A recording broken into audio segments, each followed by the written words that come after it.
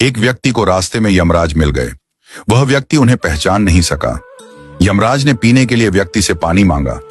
उस व्यक्ति ने बिना कोई प्रश्न किए झट से अपनी थैली से पानी निकाला और उन्हें दे दिया। वृद्ध ने कृतज्ञ होकर जल पिया और फिर कहा, वत्स, मैं यमराज हूं। आज तुम्हारी आयु पूरी हो चुकी है और मैं तुम्हारे प्राण हरने आया हूं। यह सुनकर व्यक्ति का चेहरा सफेद पड़ गया। हृदय कांप उठा। डर के मारे उसके पांव लड़खड़ा गए।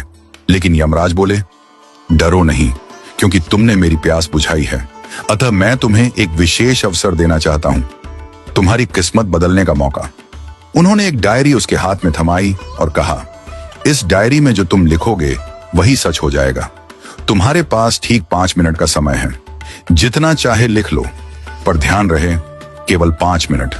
इसके बाद समय समाप्त हो जाएगा और डायरी मेरे पास लौट आएगी। व्यक्ति का भय थोड़ा कम हुआ।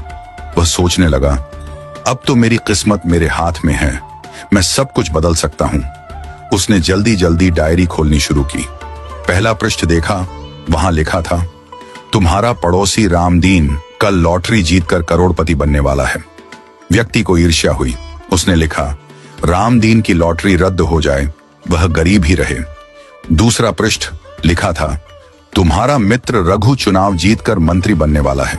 व्यक्ति ने लिखा, रघु चुनाव हार जाए, उसे अपमान झेलना पड़े। तीसरा पृष्ठ, तुम्हारा छोटा भाई विदेश जाकर बड़ा व्यापारी बनने वाला है। व्यक्ति फिर लिखता है, वह कभी विदेश न जा पाए, नौकरी के लिए भटके। इस प्रकार वह एक एक कर पृष्ठ पलटता रहा और हर पन्ने पर दूसरों की खुशियां मिटाने लगा। उसका मन ईर्ष्या और द्वेष से भर गया था। अंत में उसने डायरी का अंतिम पृष्ठ खोला। यह उसका अपना पृष्ठ था, जहां लिखा था, अब तुम अपने जीवन का भविष्य तय कर सकते हो।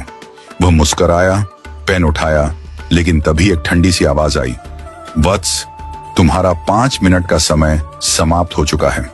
यमराज ने धीरे से डायरी उसके हाथ से ले ली और कहा, तुमने अपने जीवन का सबसे कीमती समय दूसरों का बुरा सोचने में बर्बाद कर दिया। न स्वयं के लिए कुछ लिखा, न अपने जीवन को सुधारने की कोशिश की। यह अवसर तुम्हें ईश्वर ने दिया था, पर तुमने अपनी दुर्बुद्धि से उसे खो दिया। अब पछताने से कुछ नहीं होगा। व्यक्ति फूट फूट कर रोने लगा। हे यमराज, एक मौका और दीजिए, बस एक बार। यमराज शांत स्वर में बोले, वत्स, समय और अवसर दोनों यदि एक बार निकल जाएं, तो फिर लौट कर नहीं आते। यही सत्य है, यही धर्म है। और फिर यमराज अदृश्य हो गए। समय अनमोल है, इसे सोच समझकर उपयोग करो। ईर्ष्या और द्वेष जीवन को नष्ट कर देते हैं। यदि ईश्वर तुम्हें कोई शक्ति या अवसर देता है, तो उसका उपयोग अपने और दूसरों के कल्याण के लिए करो। दूसरों का बुरा चाहने से तुम्हारा भला नहीं होता। जो व्यक्ति अपने भाग्य को सुधारने की जगह दूसरों को गिराने में समय लगाता है, वह अंत में अपने हाथों अपनी ही हार लिख देता है।